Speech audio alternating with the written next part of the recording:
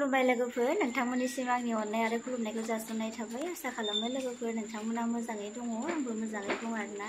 आरो गासैखौबो गोसो गोरबोनिफ्राय हेपि बैसागु एडभान्स लोगोफोर। नोंथांमोना आंनि थाम्बनेलाव आरो डिसक्रिपशनाव नायनानै मिथिखाबाय जानांगौ आरोना मानि सायाव भिडिअ लाबोगासिनो। लोगोफोर आङो गुगोल एडसेन्सनि सायाव भिडिअ लाबोदों।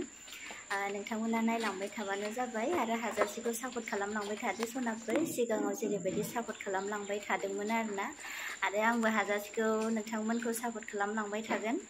आरो गुगोल एडसेन्सआ आंना फैनाया गोबाव जाखाबायमोन आरोना लोगोफोर, खिन्थु आं साननायमोन आरो आंनियावहाय फन फैगोन, खिन्थु आंनियाव फन फैयाखैमोन आरोना। आं थानाय जायगानि एड्रेसखौ आं होखायाखैबो, आं गामिनिखौसो होखादोंमोन नालाय। आरो पस्ट अफिसावबो गोबाव जाखाबायमोन फैनानै थानाया। आरो जोंहा बाबाखौ आङो बुंहरबाय थांनानै खेबसे चेक खालामहैदो बाबा, आंनाव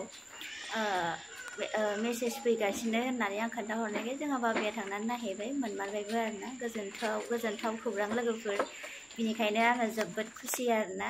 आरो हाजारसेखौ जोंहा बाबाखौ बांद्राय धन्यबाद होबाय। आरो इमान गरमनि गेजेरजों जोंहा बाबाया साइकेल बोराय सालायनानै थांदों आरोना आंनि थाखाय बे गुगोल एडसेन्सखौ लायनो थाखाय आरो पस्ट अफिसाव।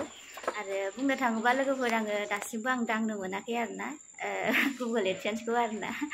खिन्थु जोंहा बाबायासो दांनो मोनग्रोबाय आरो न'नि मानसिफ्रा मोनग्रोबाय, आंथ' मोनखायाखैनो। आरो न'नि मानसिफ्रासो आंनो माने भिडिअ खालामना हरबाय आरोना। बेखायनो आङो नोंथांमोननो फोरमायहरबाय आरोना मोनबाय होननानै। जोबोद गोजोनथाव खौरां लोगोफोर। आंबो गोसोआ बिराद गोजोननाय मोनदों। आं साननायमोन आरोना फैमारगोन ना फैमारा होननानै। आरो सिगां साननायमोन लोगोफोर इउटुबार जानो थाङोब्ला बे ओरैनो गोरलैसो सानोमोन आरोना, खिन्थु बुहुद नाजानांगौ, गोबां खस्थ' खालामनांगौ आरोना लोगोफोर। अब्लाबो जिखुनु जाया दे, फैबाय जेबो नंला। नोंथांमोननि हेफाजाब आरो अननाय मोजां मोननायाव बेबायदि जौगालांबाय थाथोंसै लोगोफोर। हाजारसेखौ सापर्ट खालामलांबाय थादो, आंबो खालामखागोन लोगोफोर। आंनि भिडिअआ एसेनोमोन लोगोफोर, बाय बाय।